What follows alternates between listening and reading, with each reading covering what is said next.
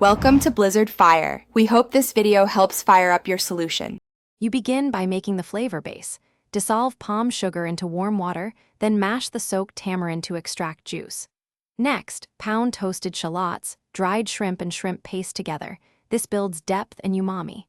Once done, stir the tamarind juice and sugar syrup into the pounded mix so the paste loosens up. This helps it emulsify later. Make sure to balance sweet and sour now because it's harder to fix after dilution. You now focus on texture and seasoning. Transfer the paste into a bowl and slowly whisk in 2 to 3 tablespoons of water until the sauce is glossy and pourable. Once smooth, add chili flakes gradually to control heat. This lets you avoid overpowering the sweet-sour balance. After each small adjustment, taste, you're aiming for harmony between sweet, sour, and savory.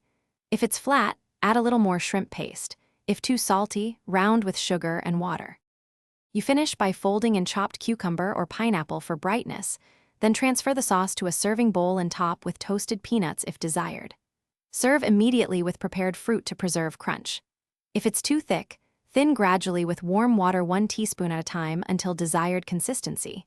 If too thin, simmer gently to reduce or add a pinch of palm sugar to thicken and rebalance. If flavors are off, tweak in small increments to avoid overshooting. Thanks for watching. If you found this helpful, don't forget to like and subscribe.